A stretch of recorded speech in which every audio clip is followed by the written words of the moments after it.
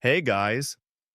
Tonight we wade into the heart of Egypt's sun-scorched wilderness where dunes stretch like a sea of gold and ancient curses whisper on the wind. You probably won't survive this unless you're fond of sand in your shoes and existential dread. So before you get comfortable, take a moment to like the video and subscribe, but only if you genuinely enjoy what I do here. Let me know where you're tuning in from and what your local time is. I want to feel your insomnia solidarity. Now, dim the lights, maybe turn on a fan for that soft background hum, and let's ease into tonight's journey together. You trudge through scorching dunes under a blood-orange sunset, each grain of sand burning your boots and teasing that you've somehow misplaced your will to live. The horizon shimmers with heat haze, and every step feels like folding another page of your sanity. Historically, the Egyptians began building tombs around 2686 BC during the Old Kingdom, so you're following a tradition older than most modern religions and definitely older than your last breakup mainstream fact. As you crest a dune, you spot an iron-studded wooden door half buried in sand, nearly invisible against the ochre landscape. It seems to exhale a faint hiss, as though the tomb itself is breathing out a challenge. Fringe scholars claim that some pharaohs commissioned living tombs laced with hidden vents to circulate air and trick grave robbers. Historians still argue whether this was practical engineering or elaborate scare tactics. You brush sand from the lintel, revealing hieroglyphs etched by craftsmen under the watchful eye of a formidable queen. The symbols glow in your torchlight: a cobra, a lotus, and an unsettling eye motif that blinks when you look away. Definitely not your imagination, or maybe it is, after all that sunstroke. A joking thought flits through your mind. You could open a sand tackle shop, from pharaohs to flip-flops you'd call it, if this whole archaeology gig doesn't pan out. You stoop to examine track marks, modern footprints mixed with older crumbling sandal treads. You realize you're not the first fool to hunt for cursed treasure. Nor was your mother entirely wrong when she said you'd end up in a sandpit someday. Stepping inside, the heat gives way to clammy coolness and sand clings to your sweat-dampened skin. You hear the groan of shifting rock above quartz veins, dancing in the torchlight like ghostly ribbons. A stray breeze rustles. Though the tomb is sealed, rumor has it certain pharaohs carved hidden air shafts to carry incense smoke from distant funerary chapels, perfuming the dead and perhaps warding off decay. Historians still argue whether those shafts were symbolic or functional. You kick up dust, inhaling a scent of musty linen and ancient oils. A single scarab crawls across the threshold, an odd reminder that this place was once a hub of life. Quirky tidbit. Under its chitinous shell, it seems to grin at you as if daring you deeper. You extend a boot to nudge it aside, sand flies everywhere, and you watch the little creature vanish into the fissure between blocks. You wonder if it's the tomb's guardian spirit in muted form or just a bug with great timing. Torchlight dances on walls painted with battle scenes, chariots clashing, priests bearing golden lanterns, and a solitary figure, probably the tomb's occupant, holding an ankh high. You recognize the angle of the sun disk. It's Ra's symbol, but this particular variant is rare. Historians still argue whether it represents the midday heat or a secret festival no longer recorded in mainstream annals. You pause, imagining the artisan who painted these scenes by torchlight, hunchbacked and dripping wax over his palette. You give him a silent salute. In the sudden hush, you detect a soft click. The door behind you shifts. You whirl, heart hammering, and realize it's your own entrance, settling under centuries of pressure. No hidden trap yet, but you recall that some tombs used pivoting stones to seal out daylight forever. You laugh nervously. If you end up an eternal sand muffin, at least you'll be consistent with the decor. Ahead, a sloping ramp descends into darkness, flanked by columns carved into lotus blooms. You step forward. Every footfall echoes like a thunderclap in your skull, punctuated by a faint drip of condensation somewhere deeper. The air tastes faintly of frankincense, and you swear you can feel the weight of unseen eyes. You remind yourself scholars still argue whether these scents were for piety or part of occult rites. Suddenly, a breeze brushes your neck, odd since there should be no natural airflow this far in. You jab your torch toward the source. The beam cuts through dusty air, revealing a narrow fissure in the rock. You peer in, half expecting a bat or a misplaced tourist. Instead, you see carvings of a jackal-headed god pointing into the dark as if offering sinister directions. You can't help but quip. Sure, let's take advice from an underworld deity. What could go wrong? Your own voice sounds tinny in the gloom and you shiver. Yet adrenaline pulses and you realize that's exactly why you're here, to flirt with danger, to measure your pulse against the whisper of millennia-old curses. With one last glance at the dripping walls, you step onto the ramp, descending into the tomb's yawning maw. The sand behind you settles, erasing footprints in real time, as if the desert itself is wiping your existence. You press your ear against the cool sandstone wall, and the tomb answers with a susurrus so soft you almost doubt it's real. The whispers start as a faint hiss like the wind through papyrus reeds, then swell into disembodied voices speaking a language older than hieroglyphs themselves. You probably won't understand a word unless you've moonlighted as a linguistics savant, but every echo tugs at your curiosity and your sense of self-preservation. Historically, Egyptian artisans began carving hieroglyphs into tomb walls around 3200 BC using chisels tipped with copper and stone. So you're literally listening to messages that survived more than 5 millennia. Mainstream. Fact.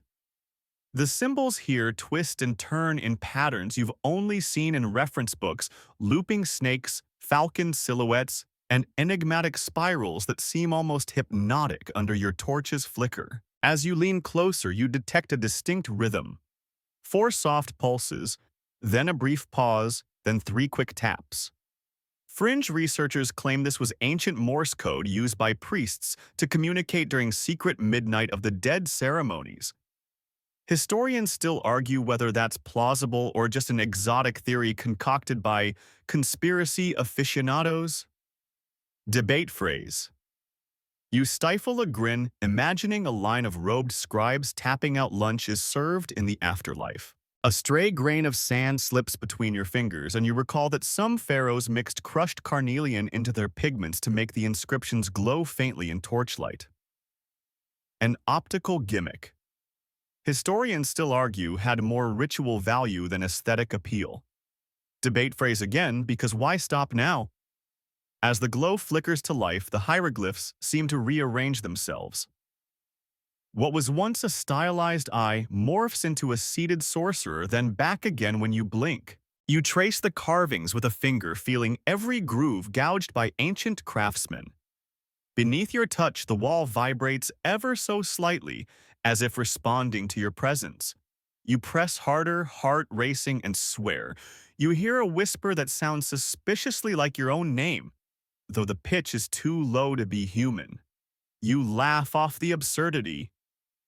Great, now I've upset the ghostly concierge. A pebble dislodges and skitters across a distant sloping floor, breaking the whisper chain. Silence crashes in thick and suffocating. You sense that this quiet carries its own message: proceed with caution or check your will. Fringe sources insist that such hushed warnings were inscribed deliberately, using acoustically tuned chambers to amplify the living voice. A sophisticated trick ancient engineers allegedly mastered well before classical Greece. Quirky tidbit, you take a tentative step back, aware that walls this old have borne witness to funerary rites, lost dynasties, and countless tomb raiders. Legends say that some hieroglyphs served as traps. Utter the wrong phrase and stone slabs slide to entomb you forever. Historians still argue whether these were genuine security measures or purely symbolic gestures to intimidate grave robbers. A sporadic drip echoes from deeper within the passage. You shine your torch along the wall, spotting a faint glimmer where mineral-laden water seeped through. It leaves behind crystalline deposits that sparkle like frost, an odd contrast to the surrounding heat. Quirky tidbit. You wonder if those mineral veins interrupted the original artisans, forcing them to carve around them in bizarre angles. Leaning in for another listen, you catch a faint melody woven into the whispers, the distant tinkling of what could be a string instrument, or perhaps just sand trickling through a crack overhead. You swallow, realizing that your pulse echoes in your ears more loudly than anything else. You clear your throat, note to self never skip coffee before spelunking tombs. Gathering your courage, you step away from the wall and into the passage's center, letting the whispers fade. The torchlight casts long, warped shadows that ripple, like phantoms dancing in the periphery of your vision. Behind you, the hieroglyphs slumber in silence, guarding secrets you may or may not ever decode. Ahead, the corridor slopes downward, beckoning you toward deeper darkness and unknown revelations. You take a steadying breath, feeling the weight of centuries pressing in from all sides, and push forward. You follow the damp corridor until it widens into a chamber that feels out of sync with the tomb's oppressive stillness. The air here is unnaturally calm. No drafts stir. Your hair, no distant drip interrupts the hush. Torchlight dances across the walls in rippling patterns, as though refracted through water, yet there's not a drop to be found. You probably won't survive this unless you master the art of believing your own eyes. Historically, pharaonic architects in the New Kingdom, circa 1550 to 1070 BC, pioneered chambers designed to manipulate light using polished limestone surfaces, so you're standing in intentional optical theater that's over 3,000 years old. Mainstream fact: those surfaces were painstakingly smoothed by craftsmen wielding emery powder and sandstone blocks, creating a reflective sheen that could turn a lone torch into a haloed aura. As your torch beam wavers over the walls, you notice the mirrored effect. Columns appear to bend inward and alcoves seem to swell and contract as though the stone itself breathes. Fringe experts suggest that these chambers doubled as sensory deprivation tools for initiation rituals. Historians still argue whether these were sacred spaces for priests or booby traps for tomb robbers. Debate phrase. You edge forward, your footsteps muted on the cool flagstones. Ahead, an ornate relief of Anubis. The jackal-headed guardian stands as sentinel, his eyes inlaid with obsidian that glints unnervingly. Under ordinary lighting, obsidian inlays were a luxury reserved for royal tombs, signaling the pharaoh's elevated status. Fringe lore claims they doubled as lenses to channel otherworldly visions. Historians still argue whether such claims hold water. Debate. Phrase twofers are apparently in vogue. A light breeze, or is it, sweeps past your ear, but when you look, dust motes hang frozen in midair. You twist torch held aloft and catch your own shadow splitting into kaleidoscopic fragments against the far walls. For a moment, it feels like you're being examined by dozens of unseen eyes, each reflection sampling your fear. You whisper to yourself. Note to self: don't skip Prism class in art school, which feels absurdly flippant considering your current predicament. Yet humor is your shield, better to chuckle at the uncanny than let panic set in. You run a fingertip along the wall's surface, smooth as glass, and leave a streak of grime that momentarily dulls the gleam as though tearing away a supernatural veil. A faint clicking noise resonates through the chamber like the ticking of a clock that doesn't exist. You suspect it's the natural settling of the ancient stone, but your imagination races maybe a hidden mechanism waiting to spring shut behind you. Fringe writers claim these optic chambers concealed pivoting mirrors that could redirect torchlight, revealing secret inscriptions. But mainstream archaeologists still argue whether any of those mirrors survived into antiquity. Another debate phrase for emphasis. You wander deeper, tracing the light patterns as they shift around a central dais. On the dais lies a shallow basin carved from alabaster, now empty save for a thin film of dust. Some historians suggest these basins once held scented oils or water to enhance the reflective effect, turning the floor into a shimmering pool. Historians still argue whether that was for ambiance or ritual purification. Debate phrase redux. As you circle the dais, your torch illuminates a smudge of reddish pigment along the edge. It's ochre mixed with a trace of powdered malachite used in burial rites to symbolize rebirth and protection. An unexpected splash of color amid the monochrome gleam, quirky tidbit. You crouch to inspect it, wondering if a priest deliberately left this hint of life in a chamber otherwise dedicated to spectral illusions. Suddenly your torch flickers. You flinch, and in that split second the chamber's geometry seems to warp. What was a straight corridor behind you now arches into a crescent shape. You inhale sharply, catching a brief scent of frankincense, though no incense has been set alight here. Scholars still argue whether tomb designers incorporated aromatic additives into the stone itself, embedding scents in the mortar to guide the soul. Another debate phrase because it's oddly comforting to blame oddities on academic controversy. You steady your breathing and refocus on the alabaster basin. An idea crosses your mind, pour water into it. Recreate the ancient spectacle and see if hidden glyphs emerge on the walls. It's a gamble. Water might damage fragile pigments, or it might summon whatever curse resides here. You weigh the risks. Your thirst is manageable, but your curiosity is ravenous. With practiced caution, you draw a small flask from your pack and tilt a few drops into the basin. The water pools, catching your torch's light and fracturing it into rainbow arcs across the walls. Fragments of hieroglyphs shimmer into view, tiny inscriptions tracing the journey of the sun god through the underworld. You lean in, heart pounding, as the reflections reveal a previously hidden cartouche bearing the name of an obscure pharaoh rumored to dabble in forbidden magic. You step back spellbound.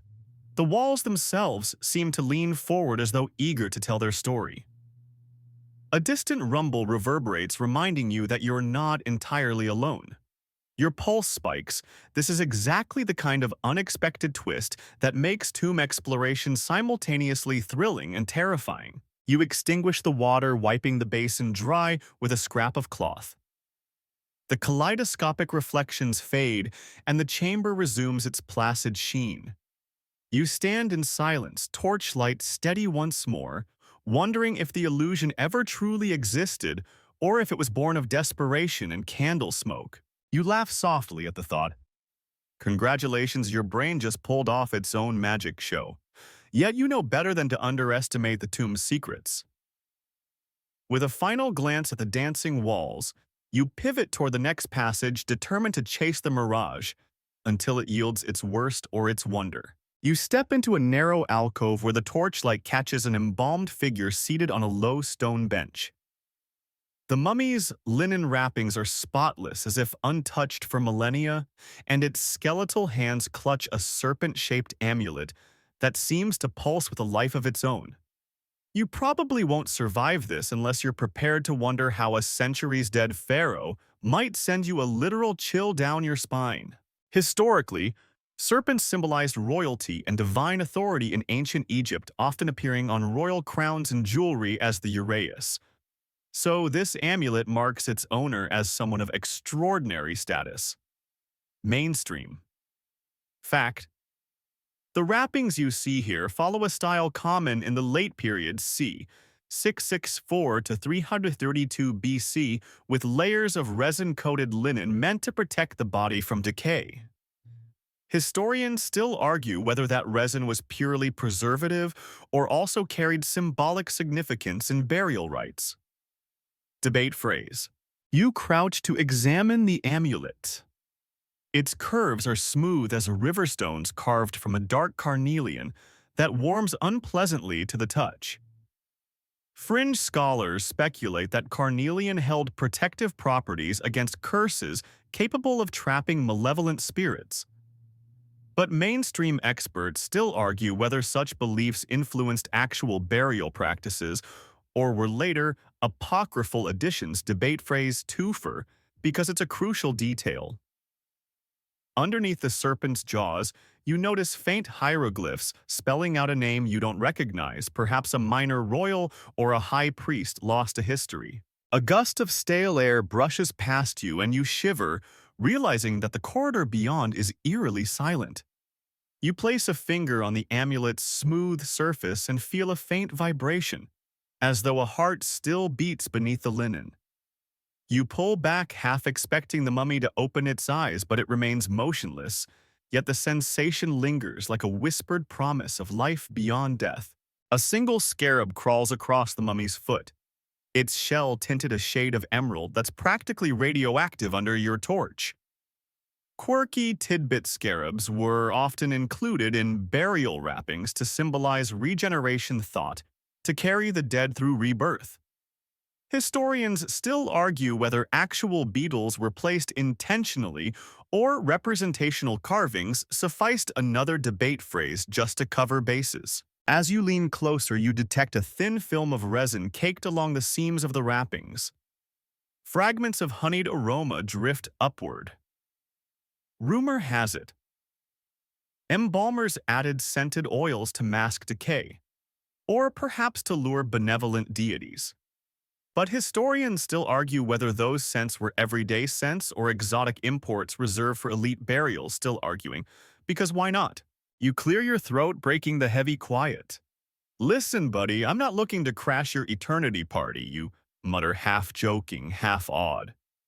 Your voice echoes oddly as if swallowed by the linen folds surrounding you. You reach out to gently lift the amulet, but your fingers brush a loose band of linen instead, sending a ripple of fabric sliding down the chamber wall. It clangs softly against the stone, snapping you out of reverie. Heart hammering, you step back.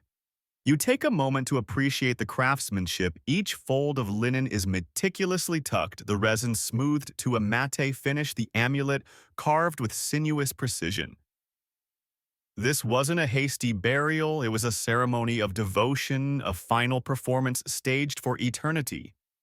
You wonder who commissioned it, a grieving family or a ruler ensuring his legacy. Suddenly, the alcove's floor tilts imperceptibly. You freeze, torch held high, as the mummy's bench slides back a fraction, revealing a hidden recess beneath. Your pulse spikes, traps, and secret chambers are the tomb's specialty after all. You shine your torch downward and spot stone steps leading into cramped darkness, so tight you'd need to crouch to proceed. Fringe writers claim that such subchambers held the pharaoh's most forbidden totems, personal artifacts never meant for mortal eyes, while mainstream scholars still argue whether those side passages were storage niches or actual ritual spaces. Debate phrase. Because history loves a good argument. You bite your lip, torn between the urge to explore and the instinct to flee. A slow drip echoes from below, accompanied by a metallic echo that hints at metal bars or chains.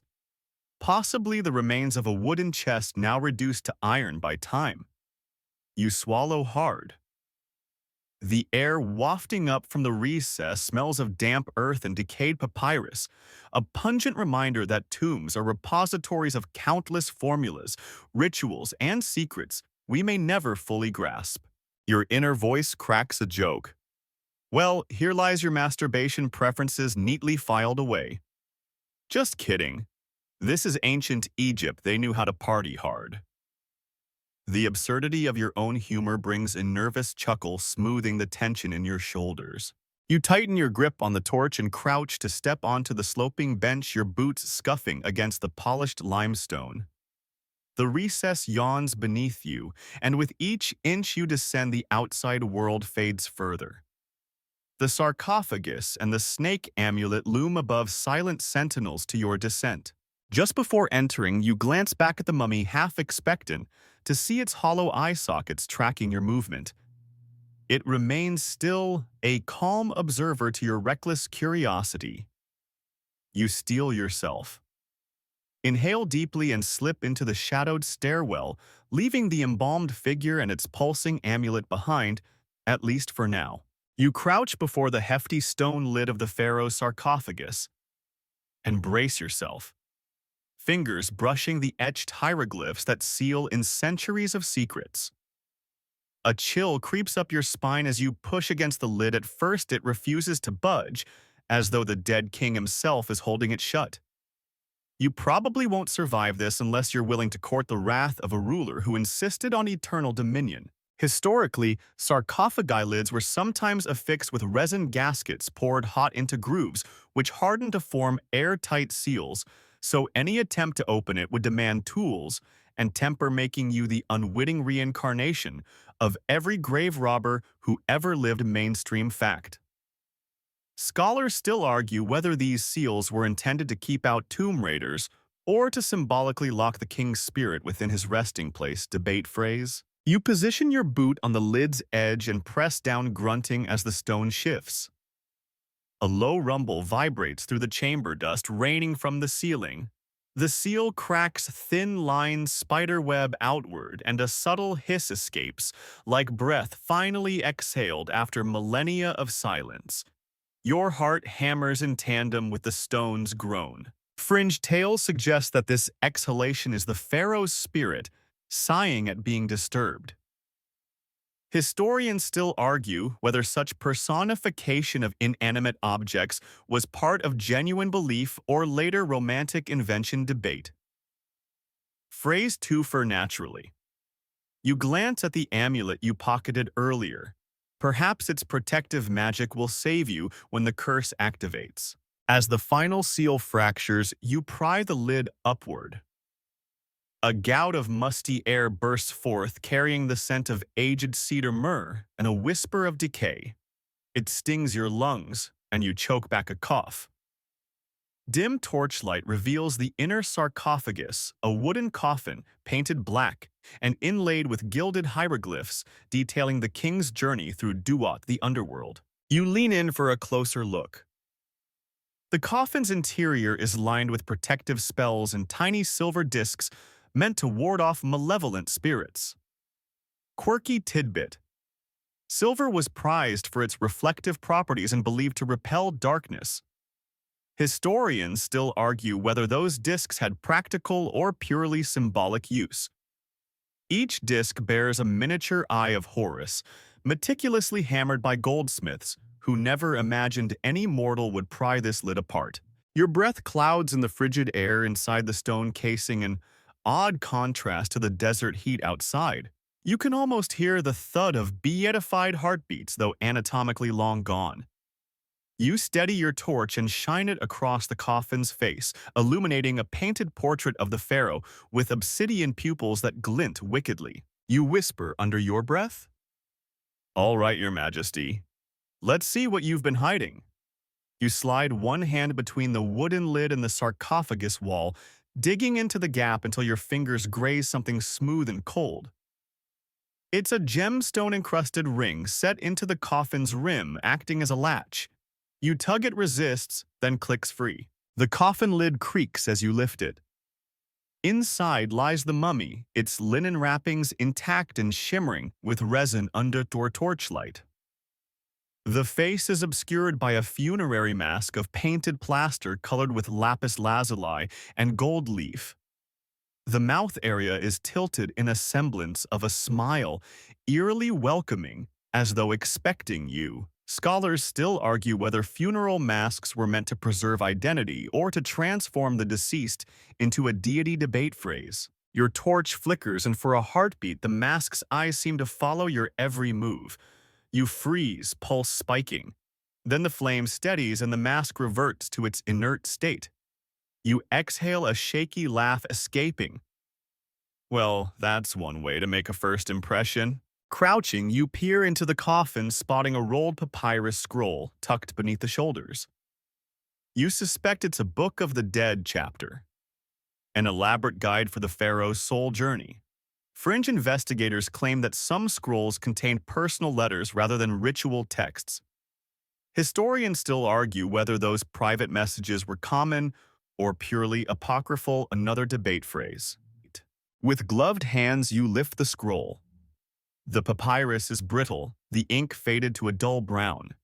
You carefully unroll it against a flat stone slab, revealing lines of cursive hieratic script, interspersed with colorful vignettes of judgment scenes, weighing the heart against a feather. You trace a finger along the illustrations. The detail is astonishing, each feather individual, each demon grotesquely expressive. A sudden clatter from behind jolts you upright. The sarcophagus lid slams shut with a deafening crack dust, pluming into the air. Your torch flickers violently, plunging you into semi-darkness. You scramble backward, heart pounding, and the lid rattles once more, as if craving to remain closed. You jab the torch beam at the coffin's edge. It's sealed again. The latch snapped back into place. A cold draft seeps through the crack, carrying a faint whisper. Leave now. You swallow, gripping the scroll like a lifeline. Your voice is a hoarse whisper. Gladly. Backing away from the sealed sarcophagus, you feel the chamber's shadows lengthen as if animated by your fear. You tuck the scroll into your pack, steadier now that you're distancing yourself from the coffin's iron grip. With cautious steps, you retrace your path to the corridor junction. The tomb's silence greets you once more, but now you know the king's secrets and that he's not pleased. You step into the corridor where the smooth limestone walls taper in and out, creating the illusion of motion even though nothing is really moving except your pulse. You probably won't survive this unless you can outsmart architecture designed to disorient even the most seasoned explorer.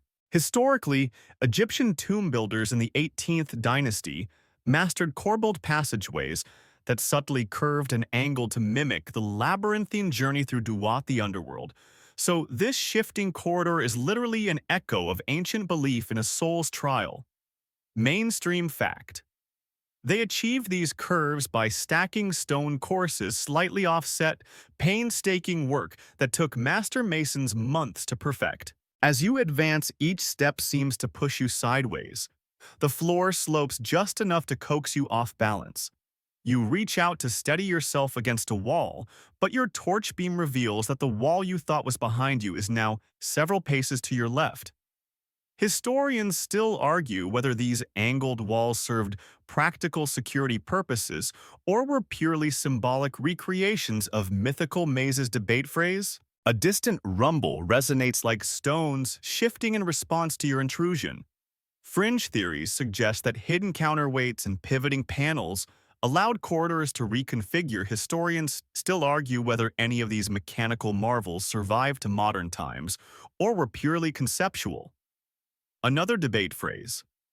You swallow hard, imagining walls sliding closed behind you or splitting open beneath your feet. Despite the disorientation, you catch glimpses of carved footprints leading onward, some deliberate, some worn away. You study them. The ancient imprints are broad and sandal-shaped, while the fresh ones are boot prints, yours and others you've seen in Section 1. You realize you're following in the footsteps of past explorers, some who may not have returned. A cluster of faint red ochre dots lines the floor's edge, an odd marking. Quirky tidbit: some tomb painters used ochre to mark safe routes or ceremonially significant paths akin to breadcrumb guidance.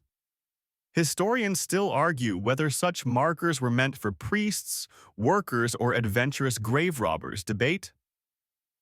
Phrase again. You kneel to inspect the dots. They bleed dust under your fingertips, suggesting age and intentional design. You press onward, gripping the torch with sweaty hands. The narrowness forces you to turn sideways, and your shoulder scrapes against a carved relief of a sphinx, whose head gazes down the corridor with inscrutable calm. You pause, wondering if its stoic expression is meant to warn or welcome. You joke under your breath. Careful now, don't start a conversation about warp speed with that sphinx. Your laugh echoes oddly, stretched by the corridor's bending acoustics. Suddenly, the floor dips sharply. You catch yourself with a lurch, nearly dropping the torch. Ahead, a triangular niche in the wall holds a small bowl carved from alabaster. It's half filled with coarse granules that resemble sand but glimmer like crushed glass. Historical accounts note that alabaster bowls served as receptacles for offerings, grains, oils, or even coins left for the deceased. Mainstream fact. Fringe sources claim those granules were hallucinogenic powders used in secret rites. Historians still argue whether any substance other than ordinary sand was used. Debate phrase. Your curiosity piqued, you lean forward to sniff the granules. They smell faintly sweet like burnt honey. You dip a fingertip in and taste a grain. It crunches with a metallic tang that makes you cough. You spit into the bowl, half relieved you didn't swallow more, and push away before any psychedelic visions take hold. You mutter, next time bring antacid, and maybe less curiosity. Straightening, you notice that the corridor branches here, two paths diverging at a sharp angle.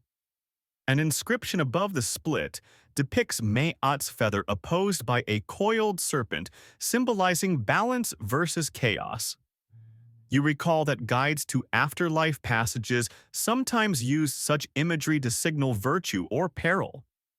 Historians still argue whether these pictorial cues were universally understood or only by initiates. Debate phrase. You weigh your choices.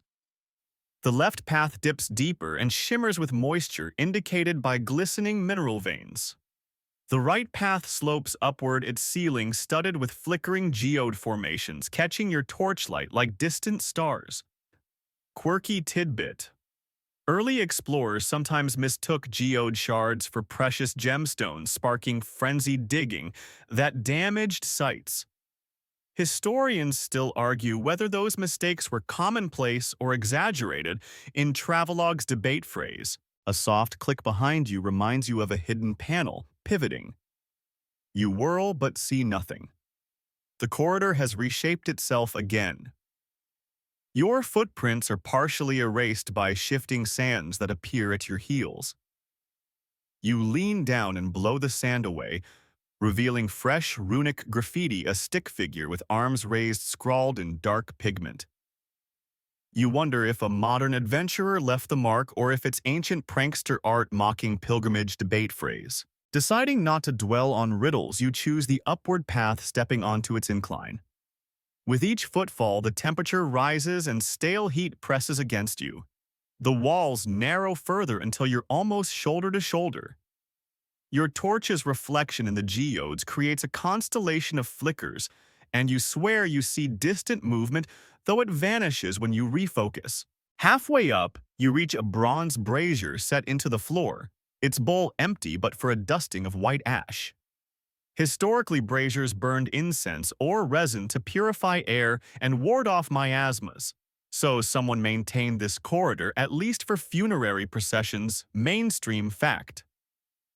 Fringe accounts assert that some braziers may have dispensed soporific fumes to lull intruders into a trance. Historians still argue whether tomb designers intended chemical deterrents. Debate phrase. You eye the brazier, curious whether to refill it with your remaining incense stick, but the idea of drifting into a tomb-induced stupor strikes you as dangerously inviting.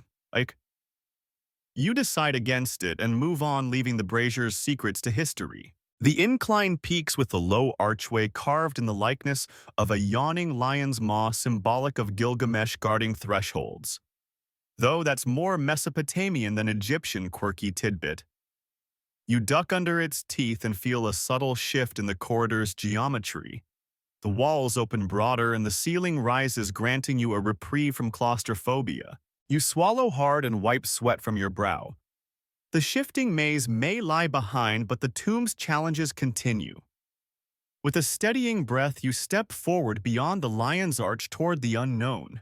You press through a narrow archway, and your torchlight immediately catches a glittering disturbance at your feet.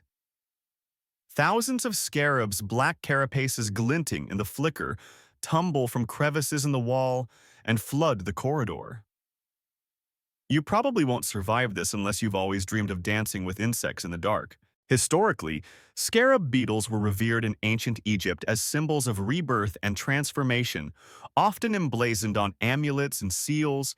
So this mass of beetles isn't a random infestation but a deliberate selection for ceremony. Mainstream fact. The scarabs here are the sacred species Scarabaeus sacer, whose behavior emulated the sun's journey as they rolled dung balls. Historians still argue whether priests selected live beetles for ritual release or used carved representations. Instead, debate phrase. The insects pour over your boots, clicking like dry bones in chorus. Your initial shock gives way to fascination. You remember fringe tales claiming pharaohs employed scarab swarms as both guardians and symbolic escorts for the deceased. Historians still argue whether actual swarms were used in tombs or if stories merely grew over centuries. Debate phrase twofer because history loves company. You lift your foot gingerly, willing the beetles to clear a path. They skitter across the flagstones in writhing patterns reminiscent of river currents under moonlight. You note their uniform size and lustrous shells, a surprising consistency, given that wild beetles often vary quirky tidbit. Someone here may have bred them in captivity. Your finger traces a line in the swarm parting the beetles to reveal a shallow pit carved into the stone floor. The pit is filled with a viscous amber liquid that catches the torchlight, glowing like molten honey. You recall that some tombs featured oil-filled traps to ensnare intruders. Historians still argue whether those liquids were intended as deterrents or ritual offerings. Debate phrase. You risk a closer look and inhale the scent sweet and earthy like fermented dates. Your boots press into the pool and you feel the goo slide around your sole, instantly bogging down your movement. The beetles above scurry off the liquid in alarming unison as though repelled by its aroma. You yank your foot free, leaving a web of beetle tracks imprinted in the residue. A hiccup of laughter bubbles up. Well, at least I'm making history, literally imprinting my presence. You wipe the goo on your pant leg and move on, realizing that your pace is slowed. This trap was meant to buy time against grave robbers, perhaps giving workers a chance to seal off passages. As you sidestep the pit, the scarab tide recedes back into the walls, vanishing through cracks so small you'd never notice without this swarm. The corridor beyond is carpeted in thick sand, muffling your footsteps and erasing your tracks as swiftly as they were made. You suspect more beetle-infested traps lie ahead. You pause to observe the walls. Scattered among the hieroglyphs, you spot small stylized scarab symbols carved deep into the stone, a directional code perhaps pointing toward a hidden chamber. Fringe archaeologists suggest that sacred routes were marked by beetle motifs. Historians still argue whether those symbols guided priests or simply honored Khepri, the morning sun god. Debate phrase. Your hand brushes one of the beetle carvings. The stone is worn, smooth evidence of countless touches over time. You tap the wall 3 times in thanks or as a salute and press on torch held high. The corridor slants downward and you notice the scarab symbols become less frequent, replaced by solitary ankh signs marking sanctified ground. Before you leave the scarab swamp, you collect a single beetle in a small vial, scientific curiosity outweighing caution. The creature remains still, almost regal. You whisper, "You and I are going places, little buddy," slipping the vial into your pack. With the scarabs gone, the path ahead is clear but no less ominous.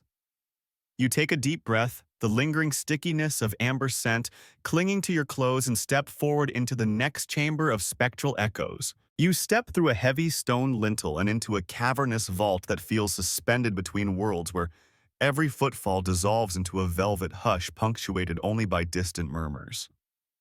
The air is thick with an uncanny stillness, as though the voices of long-dead priests linger in the very walls. You probably won't survive this unless you can train your ears to distinguish between actual echoes and your own racing thoughts. Historically, Egyptian burial chambers often featured acoustically engineered vaults where chants could resonate for ritual effect. So you're now immersed in a space designed to carry sound like a celestial amphitheater. Mainstream fact.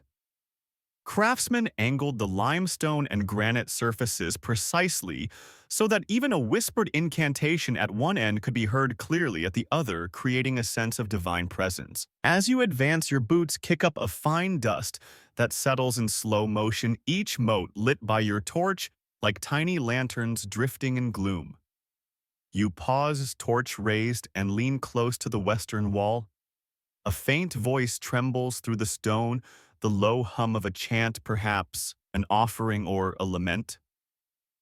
It's indistinct, but you swear you catch fragments of words in ancient Egyptian, in the presence of Ra, or maybe it's just your imagination playing tricks on you in the dark.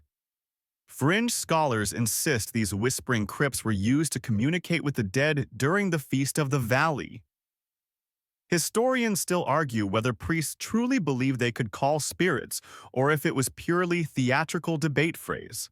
You trail your fingertips along the wall's cool surface, feeling grooves worn by centuries of hands, pilgrims, priests, and plunderers alike. A sudden drip echoes from the vaulted ceiling, each drop pregnant with possibility. You joke under your breath. Great, this place is half tomb, half indoor waterfall.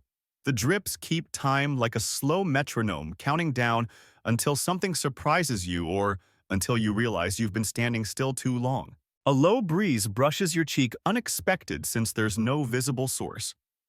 You whirl, torch slicing the shadow, revealing a narrow alcove hidden behind a pillar. Inside, a battered alabaster bowl lies on the floor, fragments scattered like ghostly petals. Quirky tidbit alabaster was prized for its translucence and often used to craft prayer bowls, but here it's broken. Perhaps an offering shattered at the moment of death. Quirky tidbit. You wonder if someone accidentally knocked it, but the clean break suggests deliberate destruction. You crouch to inspect the shards, each rim engraved with tiny hieroglyphs depicting protective spells. Something about their arrangement looks deliberate, almost like the remnants of a ritual circle. You trace the fragments with your finger and a tremor runs through your hand. The bowl's base bears a cartouche you've seen in Section 4, the same minor royal's name. Could this vault belong to the same buried figure whose amulet you pocketed? Historians still argue whether nobles were interred with separate chapels or shared communal crypts. Debate phrase twofer because repetition is comforting in eerie silence. Your torch flickers, casting elongated shadows that twist like specters dancing behind you. You quip, "If these walls could talk, they'd probably tell me to get lost." Yet part of you hopes they will, if only to confirm you're not chasing ghosts. You take a cautious step forward, and your foot strikes a depression in the flagstones. The hollow thud echoes, triggering a chorus of distant murmurs that swell into a cacophony, faint voices layered upon one another, as though dozens of priests are chanting simultaneously. Your heart races. You press your ears against the stone, striving to parse syllables.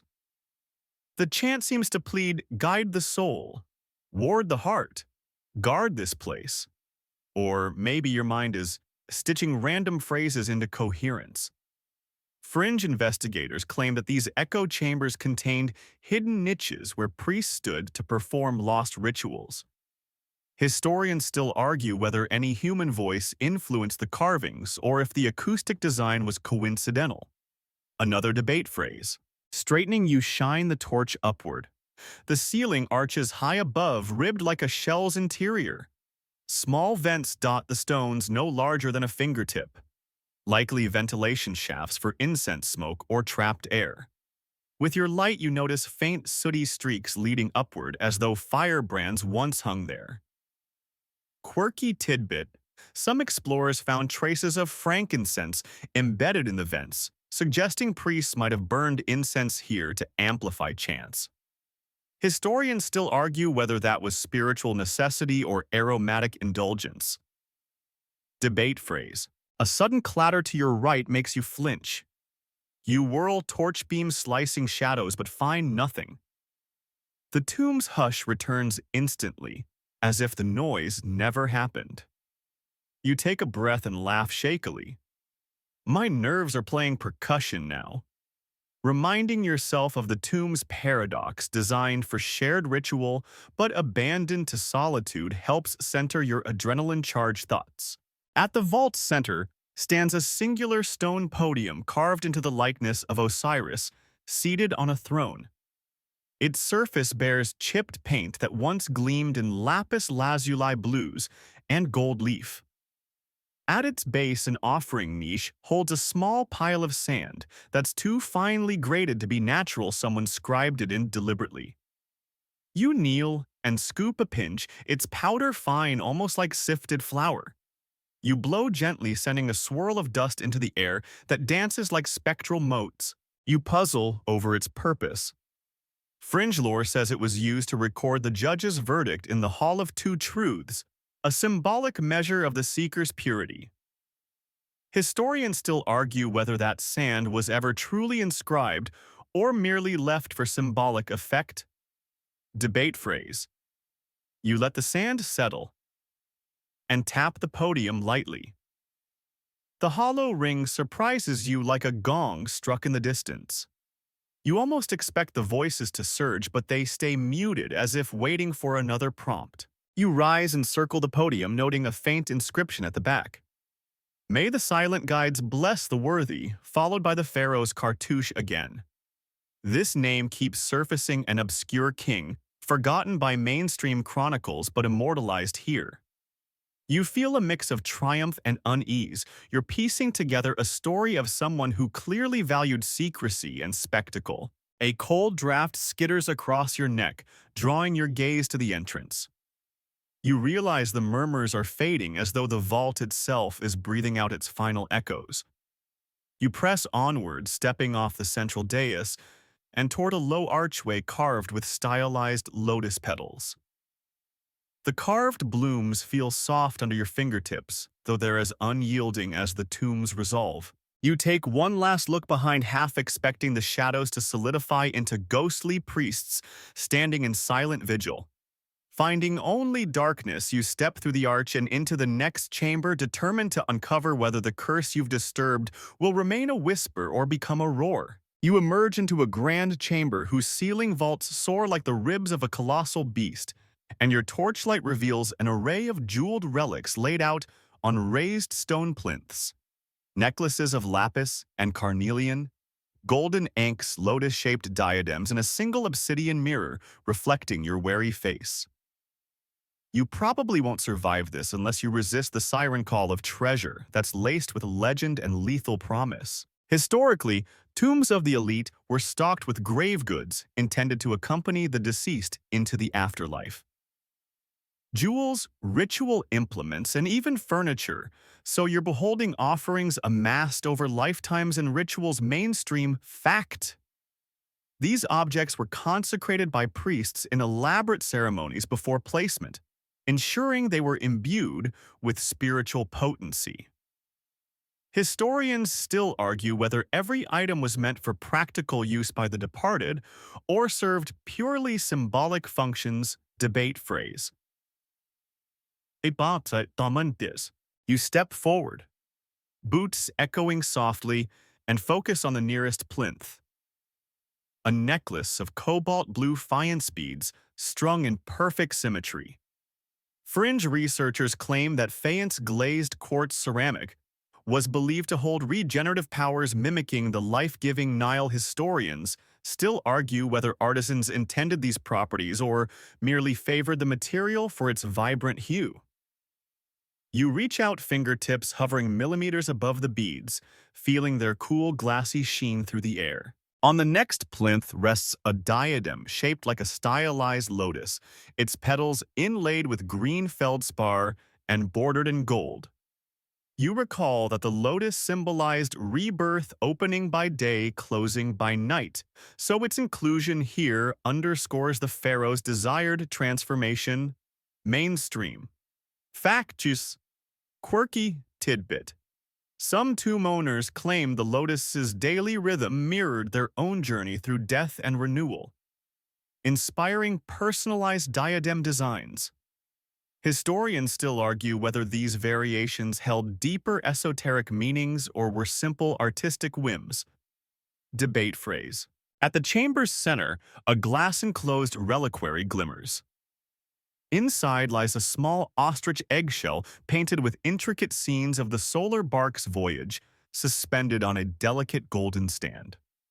Fringe lore suggests that ostrich eggs were used as lunar amulets, symbols of fertility and cosmic balance.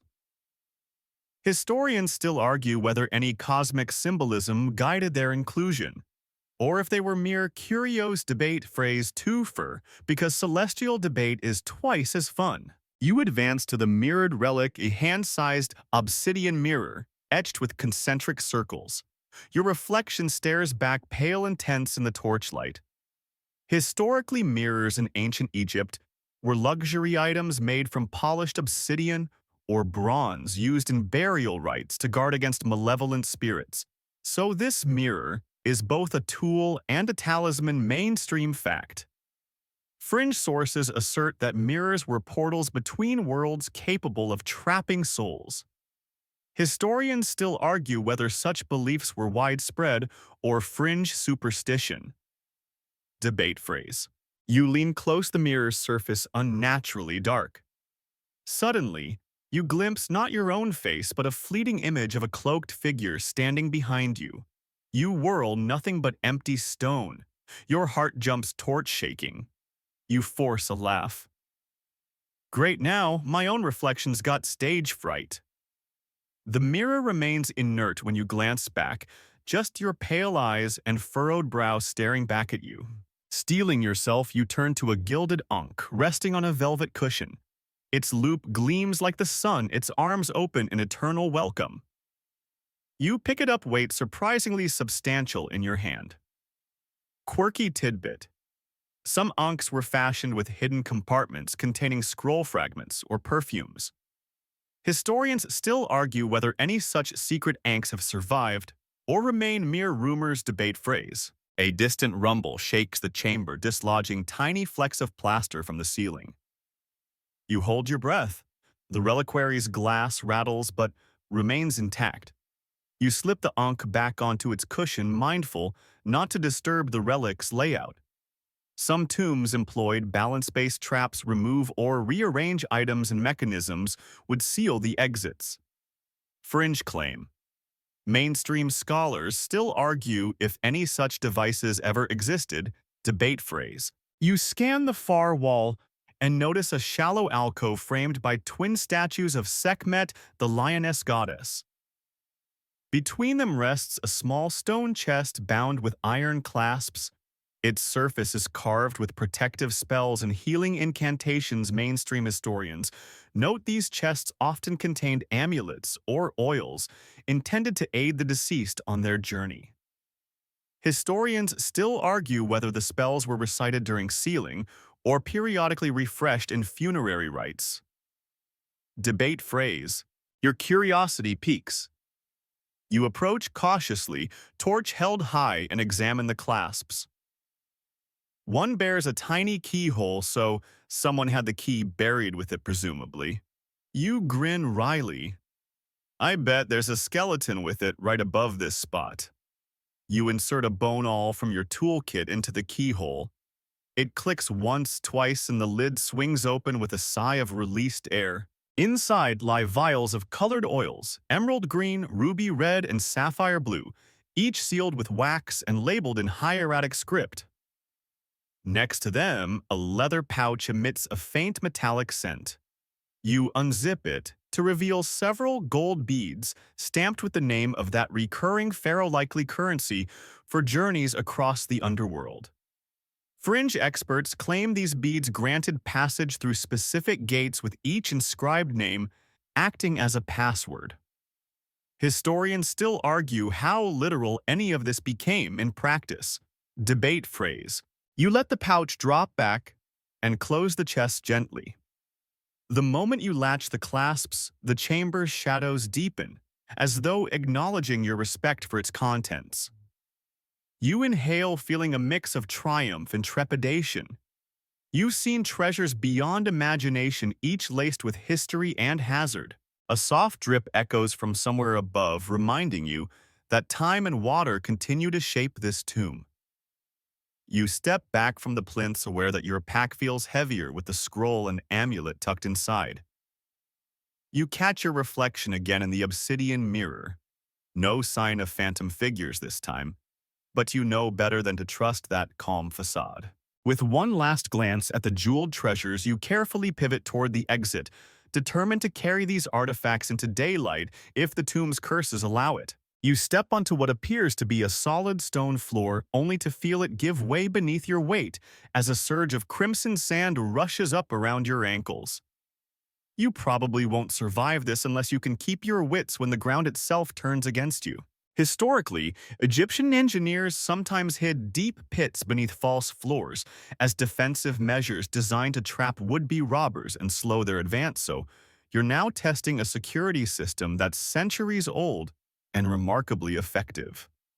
Mainstream fact: they would line these pits with sand or gravel to cushion the fall and obscure their depth, then cover them with lightweight stone tiles that snapped under weight. Scholars still argue whether these traps were widespread in royal tombs or reserved for only the most secret chamber complexes. Debate phrase: as crimson granules swirl around your legs, you yank your foot free, but the sand clings like wet cement sucking at the leather of your boots. You lean back, torch held high, trying not to lose your balance as the pit nearly engulfs you. Fringe theorists claim that some sands used in these traps were deliberately dyed with ochre to mimic blood, an extra scare tactic to terrify intruders. Historians still argue whether any pigments were actually mixed into trap sands, or if the blood-red legend derived purely from travelers' grim imaginations. Debate. Phrase twofer because dramatic effect demands it. You laugh through clenched teeth. Well, at least I know this won't just be a dry, dusty end. You kick your feet in quick, awkward strokes to loosen the sand's grip. It's slow going. The sand's fine texture penetrates every stitch of your bootlaces. You remember that fine-grained desert sand, when compressed, can act like wet cement solidifying under pressure, a curious natural quirk exploited by tomb builders' quirky tidbit. With a grunt, you rock your weight forward and thrust a leg out, scraping the sole along the opposite edge of the pit. It catches on a hidden ledge, and you haul yourself upward, boots clawing at the lip. Your arms burn as you heave your torso free. The pit's red walls glint with dark mineral veins, giving the sand an otherworldly glow in your torchlight. You collapse backward onto solid stone, gasping, the red sand settling like blood around you. You pause, letting your pulse slow. The entrance to the pit is framed by a series of shallow glyphs, a stylized scarab above crossed khopesh swords, likely a warning to the initiated that violence against the tomb incurs dire consequences. Fringe archaeologists suggest these warnings were intended for clandestine insiders who knew the code, while mainstream scholars still argue whether any ancient worker or priest would have been privy to such insider symbols. Debate phrase. Rolling to your side, you examine the pit's floor. At its base lie broken fragments of earlier explorers' gear. Rusted tools, splintered wood, and a single red-painted copper dagger handle, its blade long since corroded away. You wince at the thought that someone else met this trap before you did. Yet the presence of that dagger handle is a testament to the trap's lethality and its remarkable preservation over millennia. You scoop a handful of the red sand and let it trickle through your fingers. The grains sparkle with flecks of what looks like mica catching the torchlight. In brief, dizzying flashes, an unexpected luminescence. In such a deadly setting, quirky tidbit. You sniff the sand. It's surprisingly sweet, like crushed pomegranate seeds mixed with earth. A displaced thought flickers. Maybe this sand wasn't chosen solely for function, but also to invoke the symbolism of blood and rebirth, through the color of life, all while ensuring the trap remained concealed. Historians still argue whether symbolic color choices factored into trap design, or if these effects were later romantic embellishments. Debate phrase. Mindful that the pit could reseal itself or that shifting sand might swallow more of your gear. You haul yourself away and press your back against the opposite wall. You pull a small brush from your pack and sweep the red sand off your boots, watching each swirl fall back into the pit, restoring the illusion of an untouched floor. You quip stealth cleanup, courtesy of ancient security detail. As the sand settles, you test the stones around the pit's edge. One tile seems looser than the rest. You lift it and reveal a hidden cavity containing a crudely sketched papyrus map. Ink faded and brittle, but legible enough to discern a rudimentary floor plan of the tomb. The map marks this chamber with a bold X, the red pigment matching the pit's blood sand. Fringe enthusiasts believe these hidden maps were left by tomb builders for authorized priests to navigate the complex, while mainstream scholars still argue whether any authentic ancient maps survived or if these are modern forgeries. Debate. Phrase twofer, because authenticity is everything. You slide the map into a protective sleeve and tuck it into your pack, tempted to follow its route back to the entrance, but you know better than to trust any single guide in a shifting labyrinth. The pit's mechanism cracks softly, as if recognizing your departure, and a breeze stirs, carrying the faint echo of a clatter from deeper within the tomb. You shoulder your pack and rise, boots now clean, heart still racing. You take a final glance into the crimson pit. Its sands lie undisturbed once more, the stones above sealing, or at least appearing to seal the way they were for centuries. You remind yourself traps follow tomb etiquette. Strike fierce, slow the unworthy, but leave them intact for the next victim. Brushing off the last grains of red from your pants, you step away from the trap's edge and continue down the corridor, each footstep now imbued with the memory of sliding into a sea of ancient blood. Ahead lies the hall of unending night, and you steel yourself for gloom darker than any pit. You step into a corridor so drenched in shadow that your torchlight barely penetrates the gloom, and for a fleeting moment you question whether you ever actually moved forward. The darkness here feels alive, pressing in from all sides, as if the tomb itself is inhaling. You probably won't survive this unless you can navigate by memory and nerve when even sight betrays you.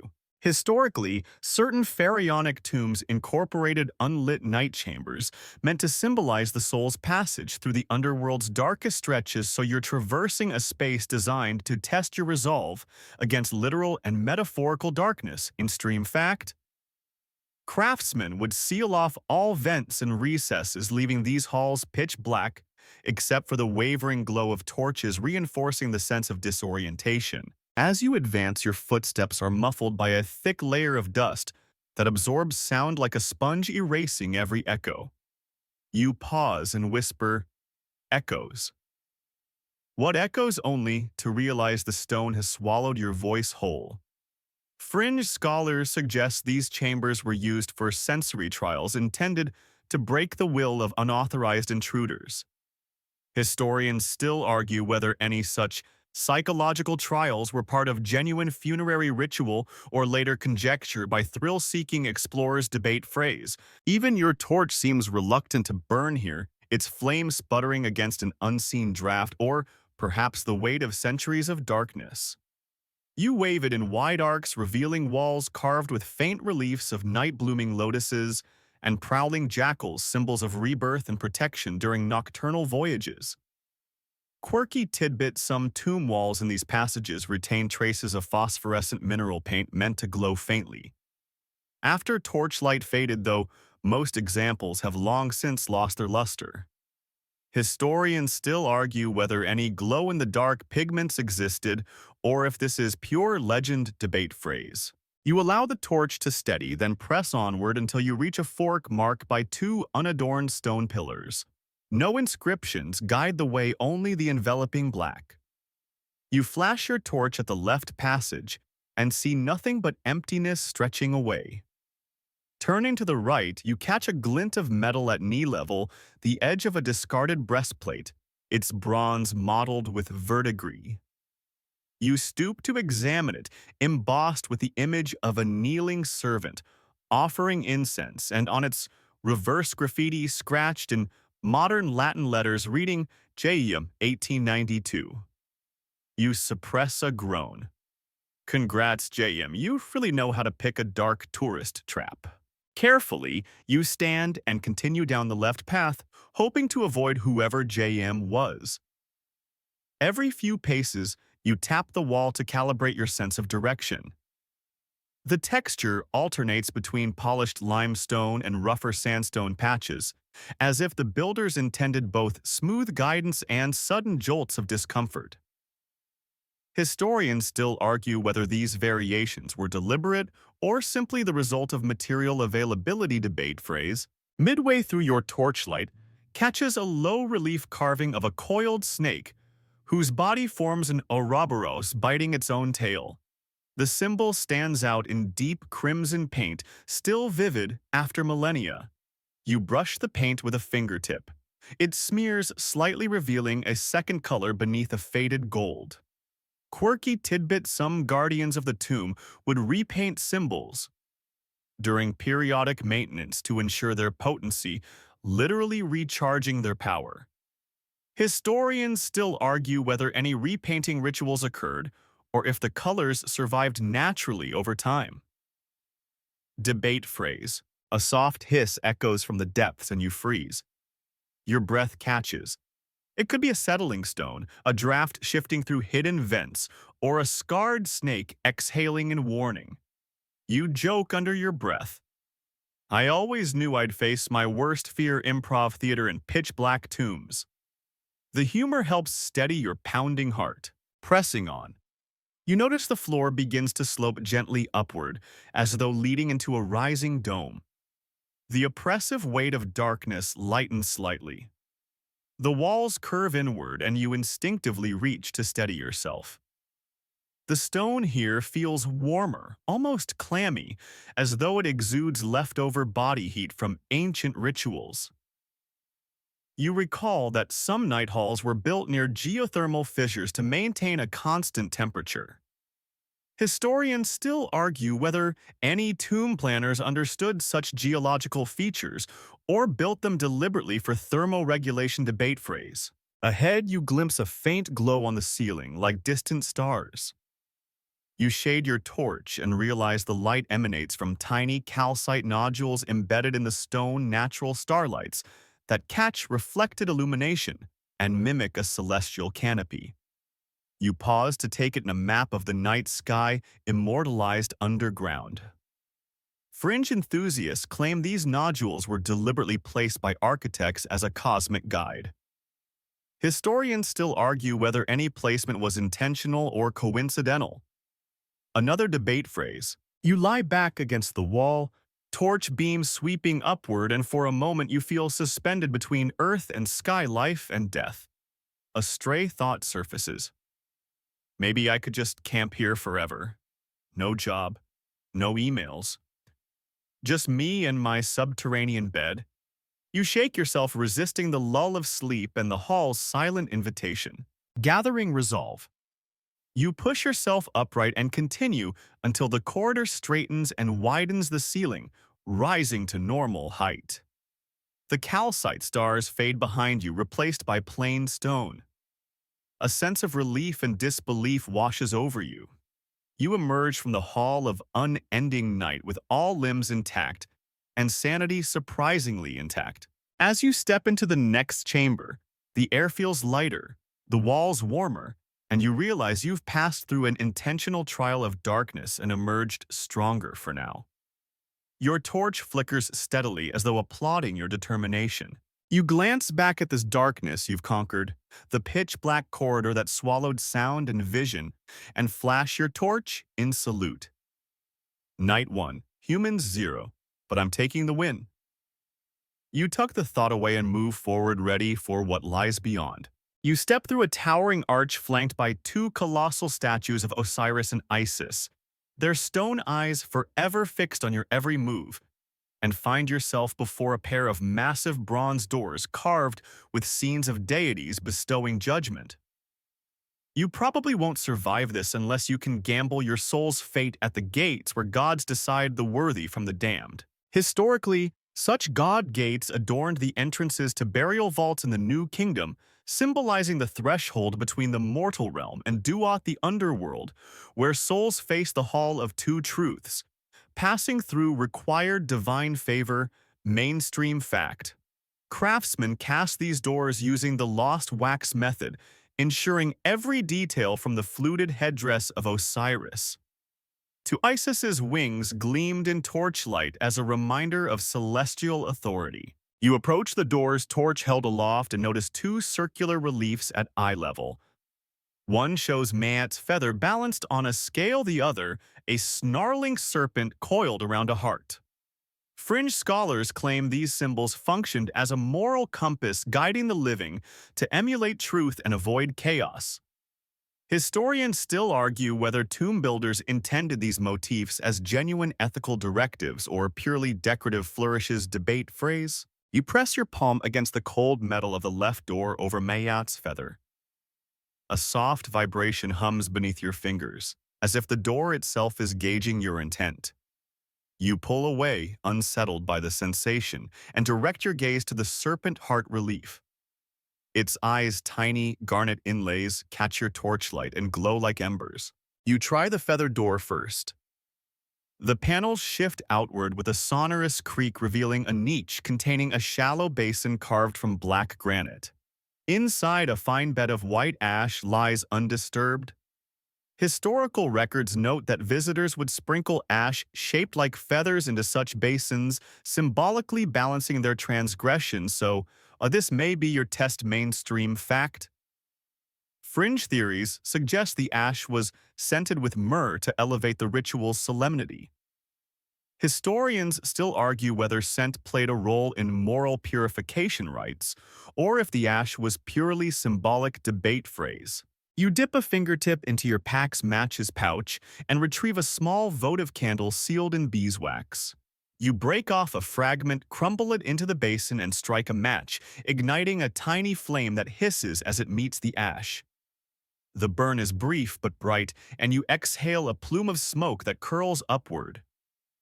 In the flickering glow, the ash shifts slightly as though alive, forming the outline of a single feather, hovering above the basin's surface. A whisper grazes your ear.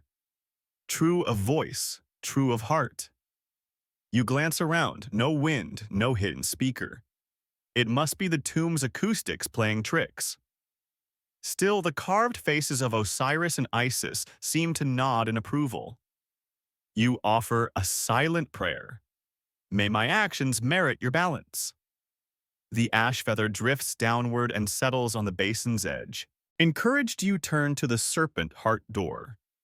As you near the serpent's garnet, eyes pulse, resonating like distant drumbeats. You press your palm against the heart relief. The metal ripples cold against your skin. A faint hiss echoes a sound like venom dripping. You step back, heart thundering. You search your pack and find a length of red-dyed linen ribbon, once part of a ceremonial sash. Fringe lore says that wrapping a symbolic heart in red cloth signified the renunciation of earthly desires. Historians still argue whether such renunciations were authentic practices or later interpretive inventions by mystics. Debate phrase. You drape the ribbon across the heart relief, and the serpent's coils loosen as if uncoiling to allow you passage. The doors swing open simultaneously, revealing twin corridors bathed in soft blue luminescence, likely from embedded calcite nodules excited by your torch flame. Each corridor is lined with smaller statues of lesser deities, guiding you deeper. Above the arch, an inscription reads, "Only the true may pass, the false shall remain in night." You trace the letters with a fingertip, feeling the cool grooves beneath the paint. Historians still argue whether such inscriptions served as legal notices of divine law or as poetic epilogues meant to daunt tomb robbers. Debate phrase. You chuckle, epic courtroom guys. Do you have bail? Your humor echoes, and even the statues seem unmoved by your joke. You step through the left corridor first, guided by the feather test's favorable verdict. The walls narrow, and each statue's face turns slightly inward, their stone gazes converging on you. You pass representations of Thoth holding a scroll, Anubis weighing a heart, and Hathor welcoming the dead, an audience of gods witnessing your journey. Fringe accounts suggest that these statues were actually part of a psychometric ritual, absorbing the essence of visitors. Historians still argue whether any mystical properties were attributed to inanimate statuary debate phrase. Say, the corridor bends, and you arrive at a circular chamber illuminated by a single shaft of light from above, a dramatic spotlight effect that bathes the center in ethereal glow. In the middle stands a stone plinth topped with a shallow gold basin polished to mirror finish. You recognize the scene. This is the Hall of Judgment where the heart was weighed against Mayat's feather. A gentle breeze stirs the basilisk of blue light, making the basin's surface shimmer like a silent pool. You realize the tomb's architects designed this chamber so that if the basin held water, it would reflect the ceiling's carvings of the weighing scene upside down, symbolizing the inversion of fate for the unworthy. You quip rain check on the apocalypse, anyone, and step to the plinth. You don't have a heart to place here literally, but you hold your torch aloft and its reflection bathes the carved bas-reliefs in warm light.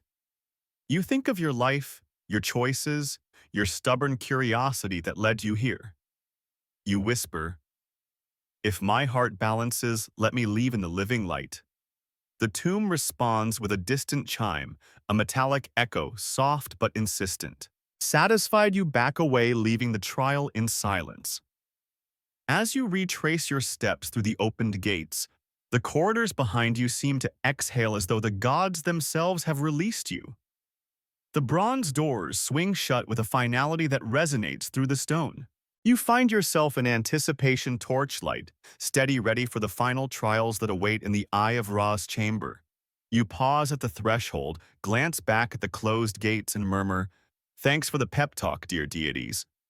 Then with resolute steps you push onward. You step through a carved sandstone portal etched with a blazing sun disk and find yourself before an ornate circular chamber illuminated by a single beam of sunlight piercing through a minute aperture overhead, like Ra himself has cast his final gaze.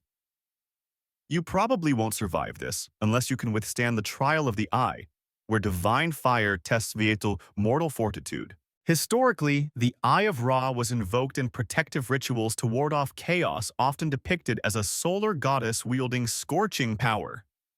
So this chamber embodies that mythic flame in architectural form. Mainstream fact: the walls here are laid with polished granite panels that absorb light and radiate heat, magnifying the sunbeam's intensity to a nearly unbearable degree. You step onto the chamber floor where concentric rings of engraved hieroglyphs circle a raised dais. Each ring bears spells meant to shield the worthy from harm and blind the unworthy in searing brilliance. Fringe scholars claim these protective inscriptions were suffused with powdered malachite and crushed carnelian to literally glow under the sun's rays. Historians still argue whether any tomb artisans truly mixed pigments into stone or if the magic was metaphorical debate phrase. The single shaft of light narrows as you approach its edges, sharp like a spotlight on a stage. You raise your torch in defiance only to feel the warmth intensify as though the sun resents competition. A bead of sweat trickles down your temple and you realize that this isn't mere symbolism.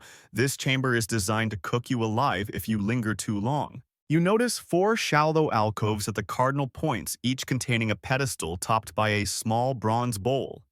In them lie offerings of natron frankincense resin, powdered saffron, and crushed blue lotus petals. Quirky tidbit: these substances each had ritual significance. Natron for purification, frankincense for divine communication, saffron for rebirth, and blue lotus for transcendence, offered to appease Ra's eye. Before you pass mainstream fact, fringe lore suggests mixing all four could create a protective paste to smear on skin. Historians still argue whether any such concoctions were ever applied in life or death rituals. Debate phrase. Your gaze returns to the runic circle at the dais' center, a sun disk flanked by two Uraei serpents, their hoods spread wide. You realize this is the focal point where you must stand to complete the trial. The air here vibrates, carrying a low hum that resonates deep in your chest. You take a breath and step forward, each footfall echoing in time with the hum, as if synchronizing your heartbeat to the eye's rhythm. You reach the dais' edge and find a small depression carved just for your toe. Tentatively, you place your foot inside. The beam of sunlight contracts, focusing directly onto your boot, heating the metal eyelets until they gleam like molten gold. You shift weight, arching your foot to avoid the most intense heat, but the beam expands, tracking your slightest movements. A horned echo, like a distant conch shell call, reverberates through the chamber. You stifle a gasp and realize the door you entered through has swung shut, sealing the chamber in a ring of silent stone. The beam's light fractures into prismatic shards against the granite walls, bathing the runes in spectral glimmers. You swallow hard, realizing there is no turning back until the trial ends. You glance at the bowls in the alcoves. Remembering fringe suggestions, you dip a fingertip into the natron bowl, its powder cold against your skin, and smear a thin layer across your forehead and cheeks. The air sizzles slightly as the crystals crackle in the heat. You then inhale the sharp scent of frankincense, letting its smoke swirl around you in a protective haze. The saffron's golden powder and the lotus petal's resinous aroma combine, creating an almost psychedelic bouquet. You mutter, "Not exactly spa day, but I'll take it." As the scents mingle, you sense the hum intensify. The beam's center point seems to pulse, and you feel a pressure against your chest as though the eye is testing your heart. You close your eyes and recite a silent plea. "Grant me safe passage, mighty Eye of Ra." The chamber falls silent for a heartbeat. Then the beam dims, scattering its prismatic glow into a softer radiance. Emboldened, you step onto the dais' center circle. The floor vibrates beneath your soles, and you stand motionless, letting each shimmering facet wash over you. There's a moment when heat and light converge, then recede, leaving only a warm glow that feels inexplicably comforting rather than searing. You exhale, realizing you've passed the test. The eye recognized your respect and humility. In the hush that follows, the bronze bowls tilt outward, pouring their remaining offerings into a carved trough along the dais' edge. The mixture steams and hisses, forming a luminous liquid that seeps into the runes, causing them to glow faintly blue. Fringe writers say this activation calls down Ra's blessing upon the worthy. Historians still argue whether any ritual fluid ever existed, or if it's allegory. Debate phrase. A soft click resonates, and the portal behind you slides open with a gentle hiss, letting in a shaft of cooler corridor air. You step off the dais, wiping sweat from your brow. The concentric runes now pulse softly, a silent testament to your triumph. You feel a surge of relief and pride, like a gladiator who's bested the Colosseum's fiercest flame. You turn toward the newly opened passage, noting an inscription above, "Walk in the light of truth. Fear no shadow." You trace the letters with your finger, feeling the warmth dissipate beneath your touch. A windless breeze carries a faint echo of laughter, your own earlier joke about coffee in Section 2, reminding you that humor and courage both have their place in trials. With a final glance at the chamber's sun-scorched centerpiece, you step into the passage that leads to the tomb's dark heart, the burial chamber's core. The door closes behind you softly, leaving only the echo of Ra's approving hum. You step through the narrowing passage and emerge into an orb-shaped cavern so vast Its far walls vanish into shadows as if the tomb's beating heart resides in an endless void. You probably won't survive this unless you brace yourself for the raw pulsing power encoded in centuries of sacred ritual. Historically, the pharaoh's burial chamber was often placed at the geometric center of a tomb complex, designed to symbolize the cosmic heart of Egypt itself. So you're standing in what ancient architects intended as the very pulse point of the afterlife.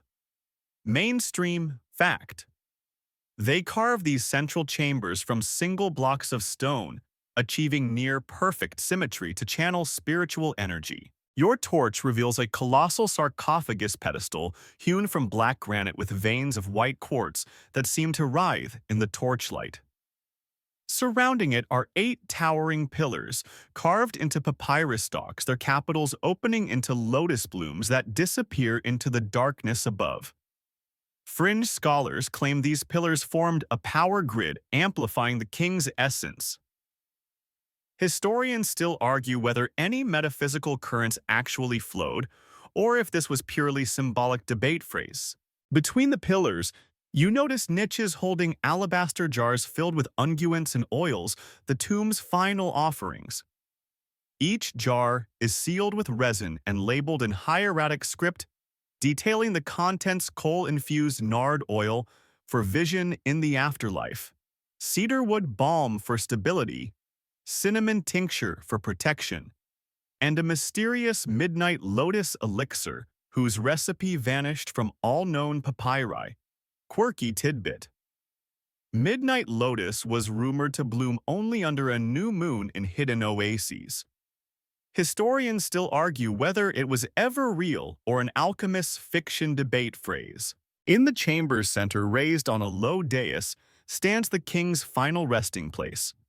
A stone sarcophagus carved with reliefs of the sun god's journey and the pharaoh's divine lineage.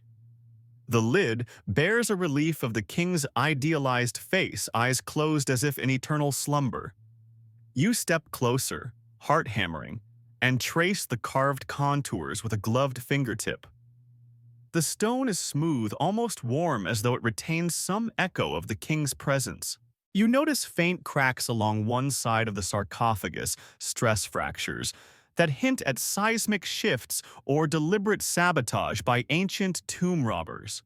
Beneath the cracks, you glimpse a sliver of golden light. Your breath catches.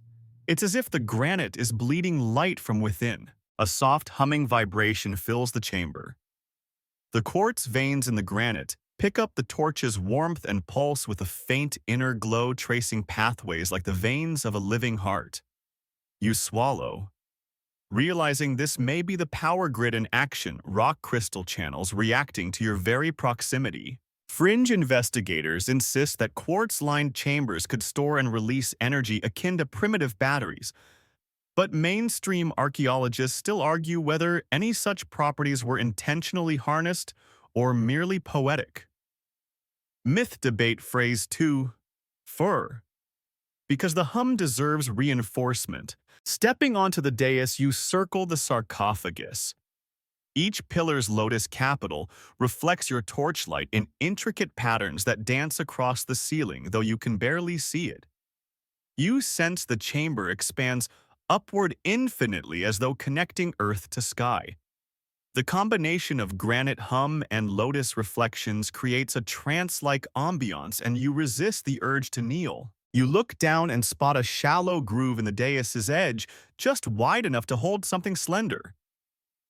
Recalling the golden ankh from Section 9, you retrieve it from your pack and press it into the groove. The sarcophagus lid rumbles, shifting fractionally and revealing a narrow slit. A shaft of pale light leaks through, illuminating the relief of the king's face until it seems to awaken muscles twitching in carved stone. Your heart races as the slit widens, and you catch a glimpse of a nested chamber beyond, glowing with golden radiance. That must be the true inner sanctum, the pharaoh's heart chamber, where his incorruptible heart statue was placed to await resurrection. You press the ankh again, and the slit expands into a doorway.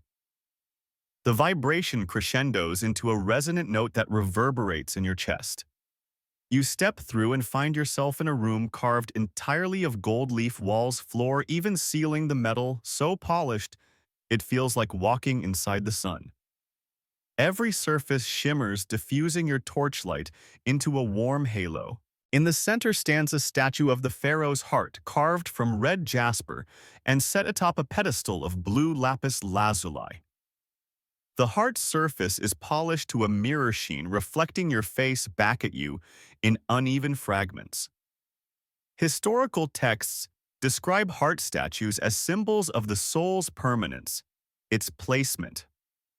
Here ensured the king's emotional essence endured beyond death. Mainstream fact. Fringe legends claim the jasper heart could grant immortality to any who touched it. Historians still argue whether such lore stemmed from ritual or pure fantasy. Debate phrase. You reach out, hesitating as your fingertips hover millimeters above the jasper. The air crackles with anticipation, and then a cold wind sweeps through the chamber, though there's no visible source. Scrolls of papyrus drift in the breeze despite their sealed cases lying intact. You step back, torch held high, and watch as the heart statue's surface starts to glow from within, pulsing exactly like a living organ. A voice reverberates in your mind, soft yet authoritative. You who dare gaze upon the heart, are you prepared to bear its weight? You swallow and murmur, I bear it already. The heartbeat glow slows and steadies as though acknowledging your courage. You realize that this is the tomb's ultimate secret, not curses or traps, but a communion with the pharaoh's soul. You feel something shift within you, a quiet alignment, as though part of your own essence resonates with the jasper's rhythm. You place your palm lightly on the heart statue. The surface is cool, and you feel a faint thrum like the distant echo of a drum. You close your eyes, letting the golden chamber's warmth seep into your skin, and for a moment you transcend fear. You are neither intruder nor priest, but a witness to a ritual beyond time. Slowly, you remove your hand. The heart's glow dims until it's a gentle ember. The whisper returns, carry our story beyond this place and let the world remember the pulse of eternity. You nod, voice catching, I will. The jasper heart dims completely, and the chamber's golden walls flicker in unison as though applauding. The doorway behind you reopens, leading back to the Eye of Ra's passage, the sound of ancient power receding like a tide. You take one last look at the heart statue, imprinting the site on your memory. With a deep breath and renewed reverence, you step back into the granite Ias chamber, carrying with you the tomb's deepest secret, the pharaoh's undying pulse. You step into a vaulted corridor where the air grows noticeably lighter, as though the tomb itself exhales a final breath of relief. The walls here are smoother, almost polished, and the torchlight seems less jittery, bathing the passage in a calm, steady glow. You probably won't survive this unless you carry with you every lesson etched in sand and stone. Historically, exit corridors in Egyptian tombs were aligned with celestial bodies so that departing souls followed the stars back to the heavens. So you're now walking a path laid out for the pharaoh's journey to join the circumpolar constellations. Mainstream fact. Builders measured these alignments precisely using star charts and simple sighting tools that guided stone placement. Historians still argue whether all tombs achieve this astronomical precision or if only the grandest ones succeeded. Debate phrase. As you advance, you notice occasional glyphs of a reclining jackal and a lotus, symbols of Anubis and rebirth, interspersed with plain cartouches. Fringe scholars suggest these were coded messages for chosen priests, mapping secret shortcuts through the labyrinth. Historians still argue whether any insider maps existed, or if these glyphs were standard funerary motifs. Debate phrase. Twofer, because we like to argue in pairs. Your footsteps echo softly, the only sound in this serene passage. You glance back at the granite door you entered in section 14, its edges now sealed as if never opened. A stray thought crosses your mind. Nice of them to tidy up after me. You smile at your own joke, grateful for humor to tether you to the living world. Midway down the corridor, the floor transitions from flagged stone to smooth alabaster cool underfoot. Quirky tidbit alabaster floors were rare and reserved for death rites chosen for their luminous quality when lit by torches. Historians still argue whether alabaster's expense was justified by its ritual symbolism or purely aesthetic appeal. Debate phrase. At the corridor's end, you see the final lintel carved with simple hieroglyphs, "Return safely, soul of dusk." Beneath a small niche holds a faded papyrus scroll, likely a guest book of sorts left by workers and priests during the tomb's construction, recording their names and prayers. You carefully lift it. The parchment is brittle, but you make out lines in cursive, demotic script messages of hope, incantations for safe passage, and one playful doodle of a dancing ibis quirky tidbit. Historians still argue whether any such visitor logs were ever genuine records or modern forgeries planted by tomb robbers. Debate phrase. You roll the scroll and tuck it into your pack alongside the map and amulet. With a steadying breath, you pass beneath the lintel and find yourself back in the low-ceilinged tunnel of shifting sands where your journey began. The tomb's entrance yawns before you, a simple stone doorway half buried in dunes. Sunlight streams in, painting the sand in warm gold and orange hues. You pause on the threshold, torch in hand, and let the desert breeze wash over you. The air feels alive with possibility, empty of whispers but full of echoes. You smile, feeling the weight of the tomb's secrets lighten. As you step onto the sand, each footprint marks the end of the pharaoh's dominion over this realm. Behind you, the entrance settles silently, as though the tomb congratulates you on your passage. You turn once more, torch extinguished, and gaze at the doorway that led you through phantasms, puzzles, and cosmic trials. You think of every echoing chant, every shifting wall, every glimmer of quartz and gold. You carry with you a story that few will believe, yet few will ever experience. You take your first step into bright sunlight, dust motes dancing in the heat haze like drifting spirits. Your chest rises with a deep breath of freedom, and you realize you've outlasted curses, chambers, and cosmic trials. The desert's warmth is a soft embrace, a final reminder that life, not death, writes the lasting legend. The sun envelops you in a gentle heat that feels nothing like the tomb's searing trials. You stand on the edge of an endless sea of dunes, each one a memory of passages you traversed. Feel your feet sink into warm sand, soft, forgiving, alive. Let the breeze play across your face, carrying distant echoes of wind-carved stones and ghostly rituals. There is no rush now. You survive the eye of Ra's blaze, the trial of dark corridors, the haunted heart chamber, and the pharaoh's unending gaze. Those ancient stones are silent once more, their secrets entrusted to your steady steps and curious spirit.